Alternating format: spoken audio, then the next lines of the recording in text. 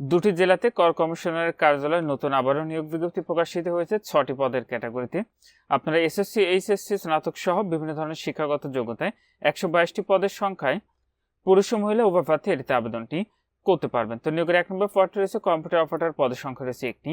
2 নম্বর পদ হচ্ছে প্রধান সহকারী, পদের সংখ্যা রয়েছে 22টি। 3 নম্বর পদ হচ্ছে উচ্চমান সহকারী, পদের সংখ্যা রয়েছে 22টি। 4 নম্বর পদ হচ্ছে 60 মুদ্রাক্ষরিক কাম কম্পিউটার অপারেটর, পদের সংখ্যা রয়েছে 23টি। 5 নম্বর পদটি রয়েছে অফিস সহকারী কাম কম্পিউটার মুদ্রাক্ষরিক, পদের সংখ্যা রয়েছে 27টি। এবং সর্বশেষ 6 নম্বর পদটি রয়েছে অফিস সহায়ক, যেটিতে পদের সংখ্যা রয়েছে 27টি।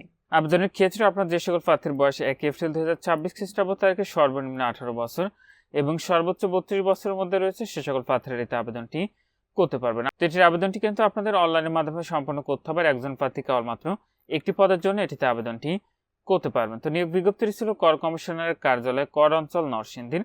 এটিতে আপনারা শুধুমাত্র নরসিংদী এবং কিশোরগঞ্জ জেলার স্থায়ী বাসিন্দারা আবেদনটি করতে পারবেন। তো এটির আবেদন প্রক্রিয়াটি এখানে যে ওয়েবসাইটের ঠিকানাটি দেখতে পাচ্ছেন, এখান থেকে অনলাইনের মাধ্যমে সম্পন্ন করতে হবে। আবেদনটি ইতিমধ্যেই শুরু হয়েছে।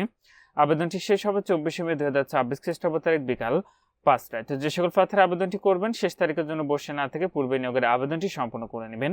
আর এটির 1 হতে 5 নং ক্রমিকের পদের জন্য আপনার পরীক্ষার ফি লাগবে 112 টাকা এবং 6 নং ক্রমিকের পদের জন্য পরীক্ষার ফি লাগবে 56 টাকা, যেটি আপনাদের টেলিটক প্রিপেইডে মোবাইল নাম্বার থেকে SMS এর মাধ্যমে এই ফিটি খুব সহজে পরিশোধ করতে পারবেন। আর প্রবেশপত্র প্রাপ্তির বিষয়টি পরবর্তীতে আপনার মোবাইলে SMS এর মাধ্যমে জানিয়ে দিবে, অথবা যেই নির্ধারিত ওয়েবসাইটের ঠিকানা রয়েছে এখানে প্রকাশ করবে। আপনারা পরবর্তীতে এই ওয়েবসাইট থেকে আপনাদের প্রবেশপত্রগুলো ডাউনলোড করে নিতে পারবেন। তো প্রতিটি পদের পাশে 4 নম্বর কলামে আপনাদের শিক্ষাগত যোগ্যতার বিষয়টি আপনারা দেখতে পাবেন, কি কি যোগ্যতা লাগবে এবং অভিজ্ঞতাটি লাগবে। তো সেটি আপনারা নিয়োগ বিজ্ঞপ্তি থেকে দেখে নেবেন। এবং 6 নম্বর পদটিতে শুধুমাত্র আপনারা এসএসসি অথবা সমমান পাশে আবেদনটি করতে পারবেন। আর অবশ্যই যখনই আবেদনটি করেন না কেন, আবেদনটি করার পূর্বে আগে নিয়োগ বিজ্ঞপ্তি সম্পর্কে ভালো করে পড়ে বুঝে তারপরে আবেদনটি করবেন।